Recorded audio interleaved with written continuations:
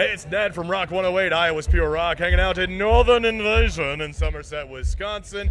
And these guys, you might remember in Waterloo, Iowa, they performed with Red Sun Rising and Hailstorm. And that is Starset. How's it going, guys? Not too bad. Yeah, I'm staying alive, you know. You guys just got off the set, obviously. Amazing crowd. What'd you guys think? They were a ton of fun, especially considering it was lunchtime. So, it was lunchtime, yeah. Are you guys hungry right now? Have you eaten already? A little bit. Can't eat too much for a show. That's true, yeah. Projectile vomit in a spacesuit. Now, when you do eat, what is it that is your favorite food? I think our go-to day off food is Mexican. I don't know. Mexican food? Yeah. Oh, yeah. Basically what you can get your hands on the rest of the time. Yeah, Yeah. that's true. This ramen looks good. Yeah. Yeah, dude. Burrito, man, I'm all about burritos. Now we're talking about burritos. Anyway, I'm down. yeah, let's go get some burritos right now. See you guys later. We're out, see ya. Now, you guys were on stage just a couple moments ago, whatever, and you said something on there that really intrigued me about the technology, how it's kind of taken us over. Can you kind of elaborate on that? Because I could probably come into a huge agreement with you. Yeah, we're actually very pro-technology, but we, as a group, and in addition to the Starset Society, which we are a subset of, we believe that technology is obviously increasing its pervasiveness in our lives at an exponential rate. Right. And as a society, we aren't keeping up with the understanding of how it's affecting our lives and how it can be manipulated and how others have ulterior motives for it.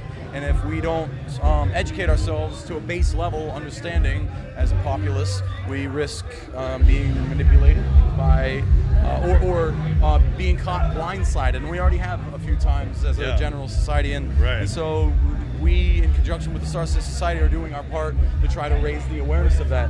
At the same time, we're also very pro-technology and its uses, and believe that it is, you know, just a century ago, the average person was working every waking hour just to survive. And so technology has been the thing that has pulled us out of that and given us leisure time and given us the ability within that leisure time to advance socially and philosophically and as even just in various ways. But at the same time now, we're reaching a new place with communication and cell phones where it risks turning itself on a head in a negative way as well. Right. So it's a double-edged sword, and we just, this is one of the aspects that we want to help raise awareness of. Yeah, I don't think you could have said it any better, man. You know, I mean, we live, obviously, like I said, such a technological world.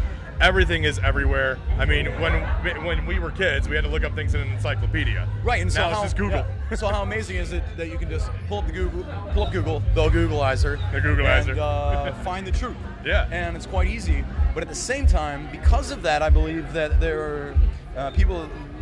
A lot of people wouldn't want you to have the truth. So there's just a lot of clutter out there. I think there's an effort to sort of numb that ability, get people to think that, to question everything, even the truth. Yeah. And at the same, and that again opens up the possibility for manipulation. There you go. Yeah. I think that will go away if we survive. Eventually, the truth will prevail. Yeah, and it gets more and more involved every day. Everyone, obviously, you know, because of social media, everyone has a voice.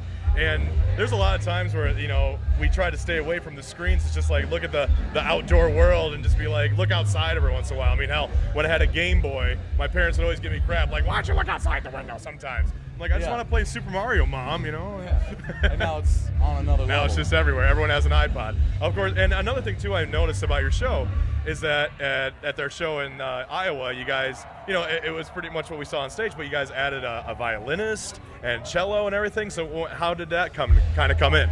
That was from the design from the onset. It was a budgetary thing. So now that we're growing, we're able to actually have them out.